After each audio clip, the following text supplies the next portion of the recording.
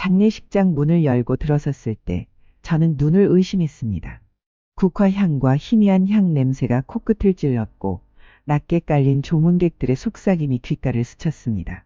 하지만 그 모든 것이 순간 멈춰버린 듯했어요. 하얀 국화들 사이로 그가 저를 보고 있었거든요. 10년 전의 그 차가운 눈빛, 그 표정 그대로. 심장이 발끝으로 곤두박질 치는 것 같았습니다. 손끝이 차갑게 식어버렸어요. 아, 이분이 엄마시구나. 검은 정장을 입은 젊은 남자가 다가왔습니다. 그의 아들이었죠. 아버지를 닮았지만 눈빛만은 달랐어요. 따뜻했습니다. 조의를 표합니다. 기계적으로 인사를 건넸지만 머릿속은 온통 혼란스러웠어요. 이렇게 끝나버리는 건가요? 20년을 함께 살았던 사람이, 10수년을 원망하며 살았던 사람이 영정사진 속에서 나를 보고 있었다. 23세 처음 만났을 때 그는 자신만만하고 당당한 사람이었어요.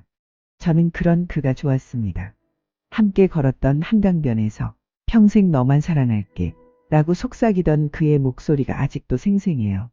첫 아파트에서 나란히 앉아 미래를 그리던 저녁들, 임신 소식을 들었을 때 그가 저를 번쩍 들어 올리며 기뻐하던 모습, 아이들이 태어나 처음 아빠 라고 부를 때 눈물을 글썽이던 그 순간들, 작은 행복들로 가득했던 시간들이요. 그런데 언제부터였을까요? 아이들이 초등학교에 들어갈 무렵 그의 눈빛이 차가워지기 시작했어요. 집에 오는 시간이 늦어졌고 핸드폰을 뒤집어 놓고 자기 시작했죠. 물어보면 회사 일이 바쁘다 는 말만 되풀이했어요.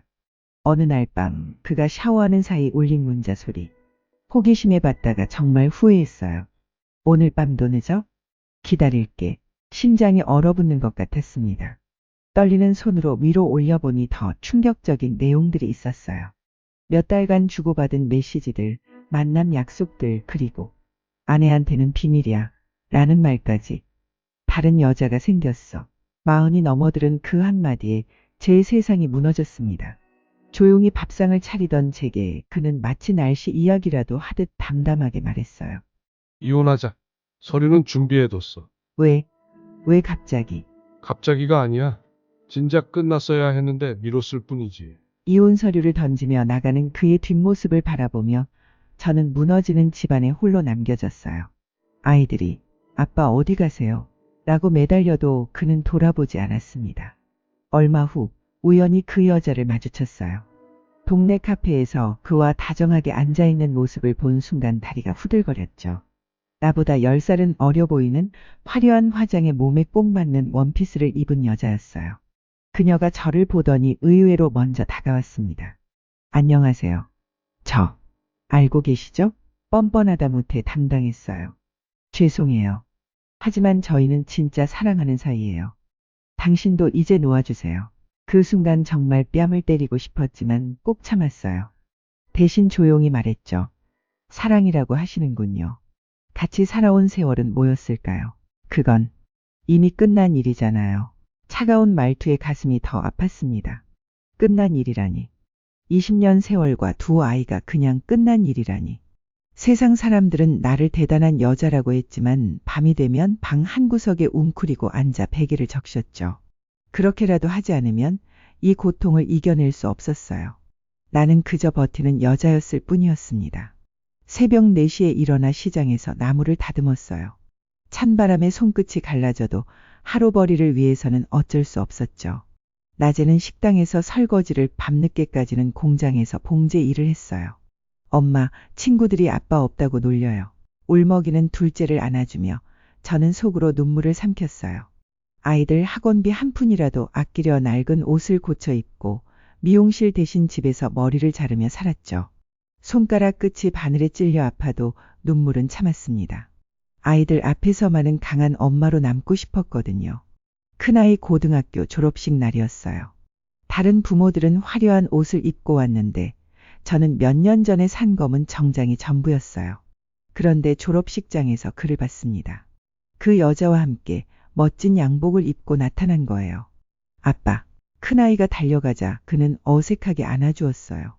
그 여자는 제 쪽을 흘끔 보더니 일부러 그의 팔짱을 끼며 말했습니다. 자기야, 아들 정말 잘생겼네. 닮을 만하네.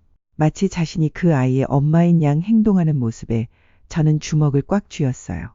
하지만 아이 앞에서 망신을 줄 수는 없었죠. 고생했어. 졸업식이 끝나고 그가 건넨 한마디였어요.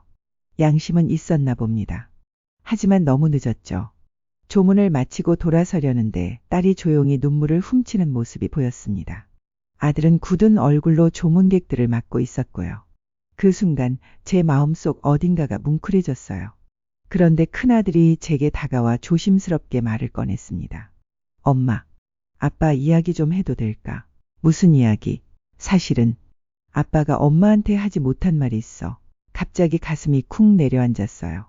뭔가 불길한 예감이 들었거든요. 아빠가 병원에 입원했을 때 나랑 여동생을 불렀어.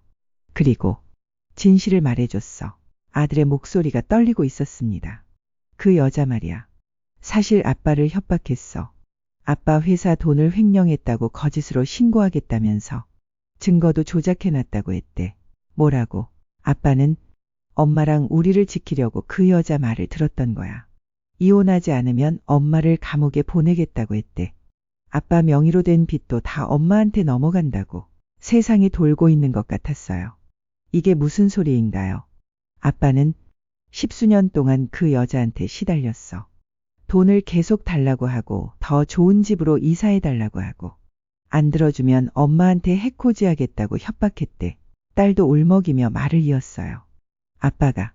아빠가 암에 걸렸을 때도 그 여자는 간병 한 번 안 왔어요.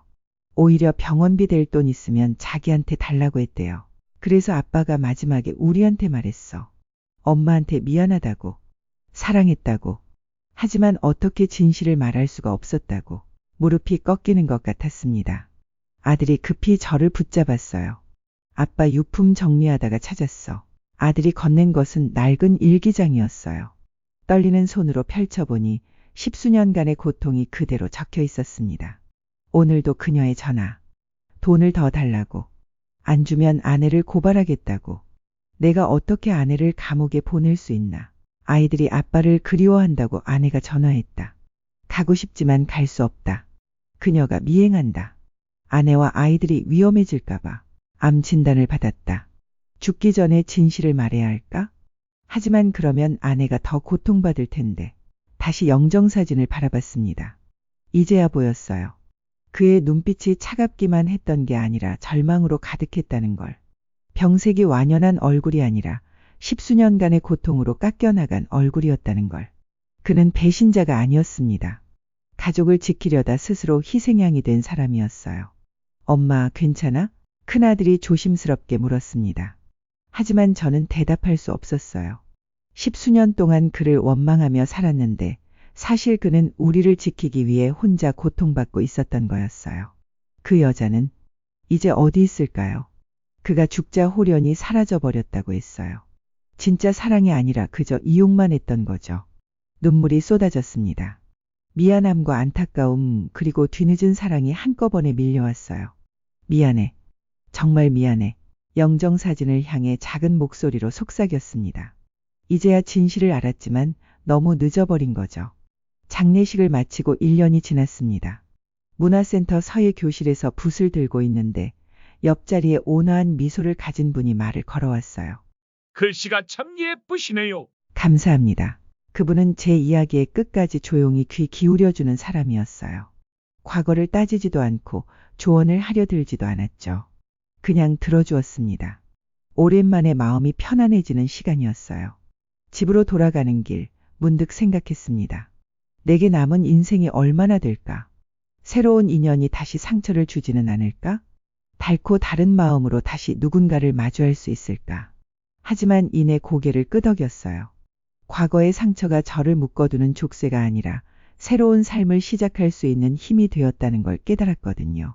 배신과 외로움 그리고 버텨낸 시간들이 저를 더 단단하게 만들어 주었어요. 이제는 진짜 행복이 무엇인지, 진짜 사랑이 무엇인지 알 것 같았습니다. 거울 앞에 선 저는 예전과 다른 사람 같았어요. 주름이 늘었지만 눈빛은 더 맑아졌고 미소는 더 진실해 보였어요. 괜찮아, 다시 시작해도 괜찮아. 작은 목소리로 중얼거렸습니다. 마치 오래전 상처받은 제 자신에게 건네는 위로처럼. 당신은 어떤가요? 과거의 상처가 발목을 잡고 있나요? 아니면 그 상처들이 당신을 더 단단하게 만들어주고 있나요? 인생은 한 번의 실패로 끝나는 게 아닙니다. 몇 번이고 다시 시작할 수 있고 몇 번이고 다시 사랑할 수 있어요. 중요한 건 포기하지 않는 용기, 그리고 자신을 다시 믿어보는 마음입니다. 오늘 당신도 거울 앞에서 자신에게 말해보세요. 괜찮아, 다시 시작해도 괜찮아.